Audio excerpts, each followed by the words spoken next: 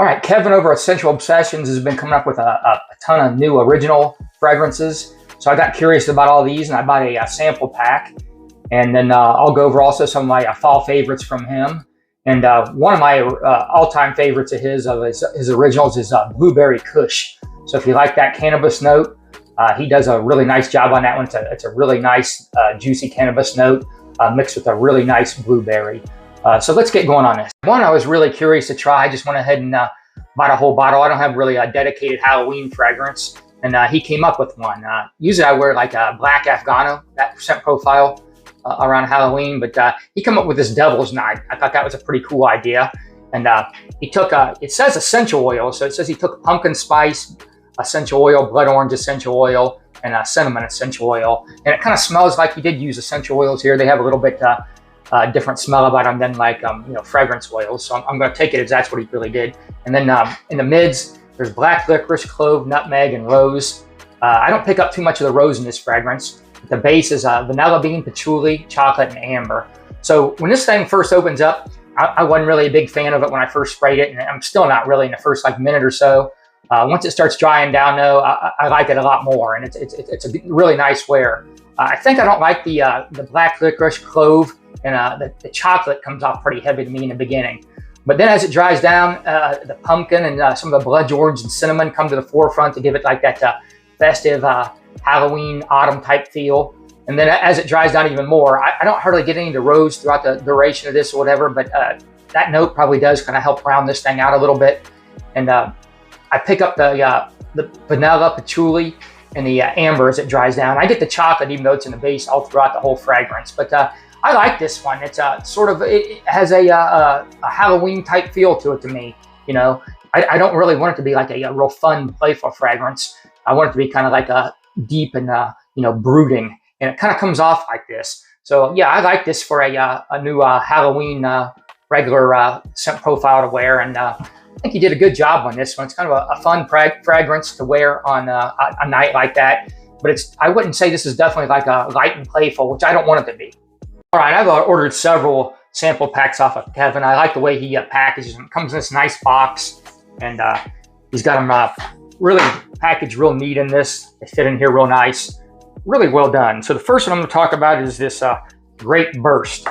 Like I said, original creation. It's got grape, lemon, and sweet orange off the top.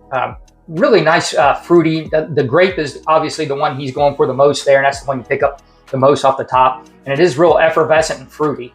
And then the middle notes, he's got blackcurrant, candy apple, and blueberry. And honestly, I kind of get those right out of the gate. And but as it dries down just slightly or whatever, those do come to the forefront.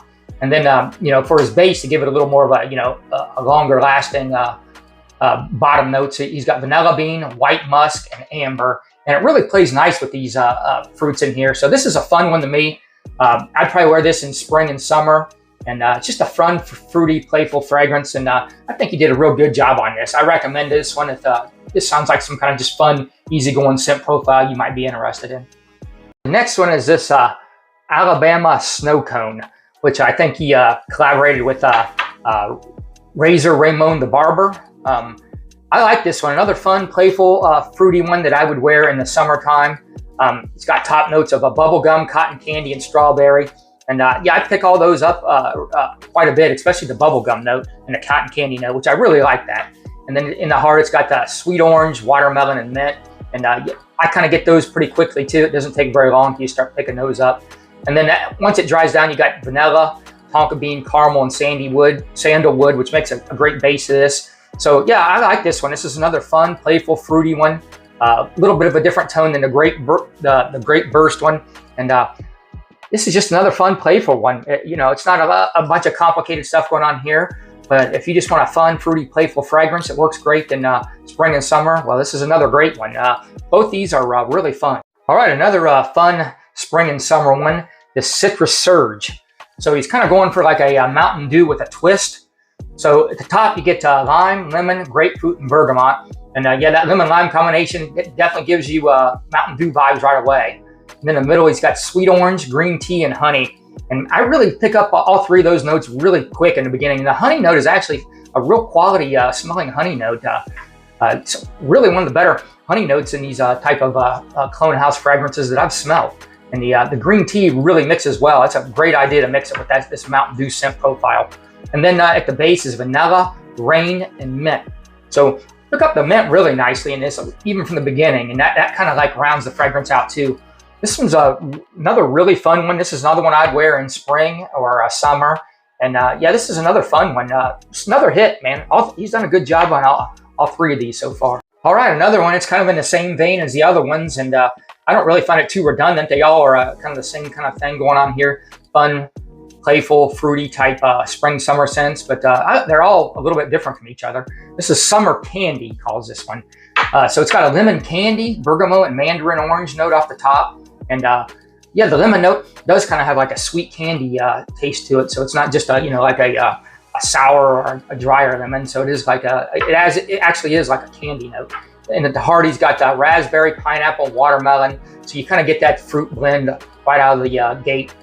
Really well done. And at the base, I like these notes mixed together. It's a vanilla bean, ambergris, and white musk, which, for this kind of scent profile, that's the perfect blend of fragrances to kind of round it out. This one is another same kind of thing, man. Just fun, playful fragrance. The longevity and all these are pretty good for these type of scent profiles. And another one I'd recommend. Nothing crazy or groundbreaking going on here, but just a fun fragrance. Again, we're staying in that same category.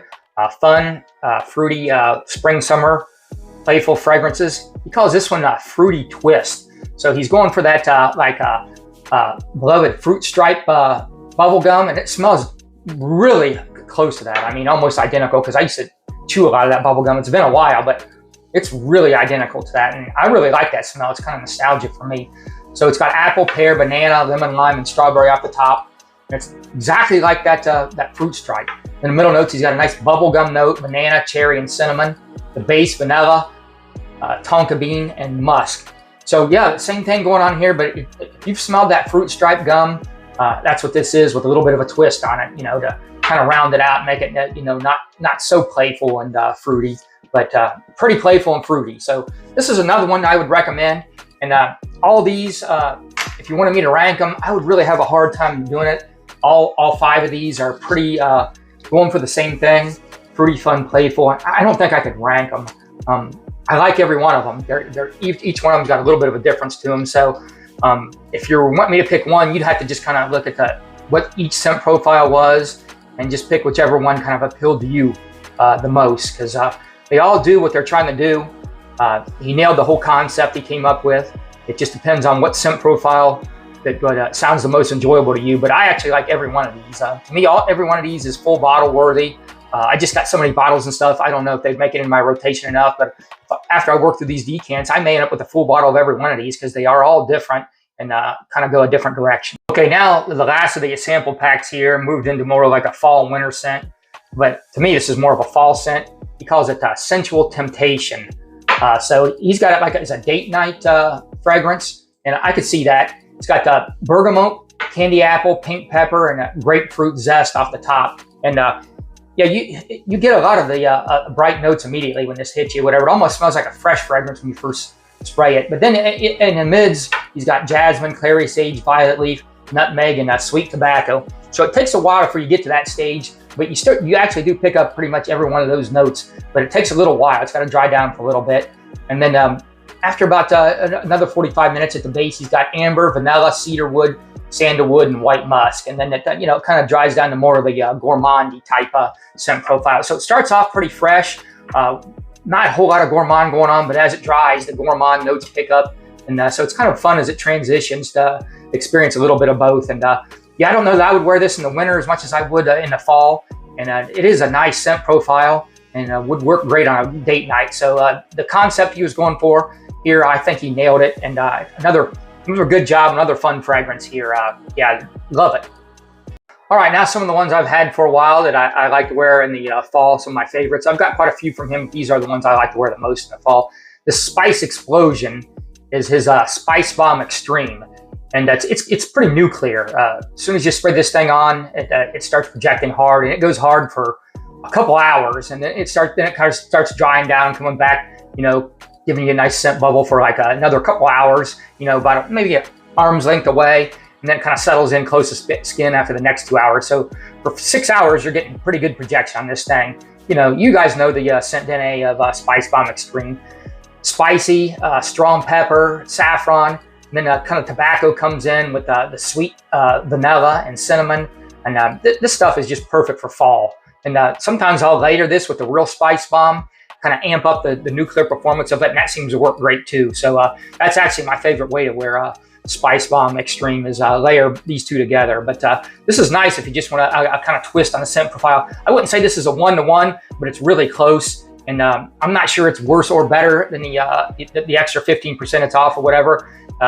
It's a little bit of a twist on it, and I really like it. A couple of the notes are amped up a little more, and you know, there's things about that I like. So, but like I said, they work really good together. All right, next is Firepower, which is his God of Fire clone. And I probably don't need to go over God of Fire too much with you guys. You probably all know about this. You know, really nice zesty citrus off the top, spices, a tropical fruity sweetness to it. And there's a nice ginger into it. And then as it dries down, it's like musky, woody, warm, spicy, and sort of like a light cotton candy type of note. So this is a unisex down the middle. Pretty close to the original. You know, it's in that 85% range or whatever. A couple of the notes are different, but nuclear performance on this one too, and that's what I like about it or whatever. And the same thing here, I've layered this a couple times with the original. I have a decan of the original, and it works out really nice. But yeah, this is just on its own a great interpretation of it with nuclear performance. And another one he did a good job on. This is one of my favorites wearing the fall from him. All right, another one of my fall favorites. It's a clone of Killian. It's at his Straight to Paradise Extreme, which is you know, Killian's Straight to Heaven Extreme clone. So really well done on this, pretty close to the original. Again, you're in at 85, 90%, somewhere in that range, which is close enough. Really well blended, alluring, nice, elegant, gourmand rum type scent. I love the rum on this. There's that dry fruit surrounded out with like a cedar and vanilla. Really good job on this, nuclear performance. And I really love that scent DNA. It works great in fall or winter, and just super cozy and like I said, alluring. Love this one. All right, me and Leo, we really like these originals Kevin does over at Sensual Obsessions. And so if you make this far, like, subscribe, and comment. That helps the algorithm. And me and Leo appreciate you guys taking time to watch.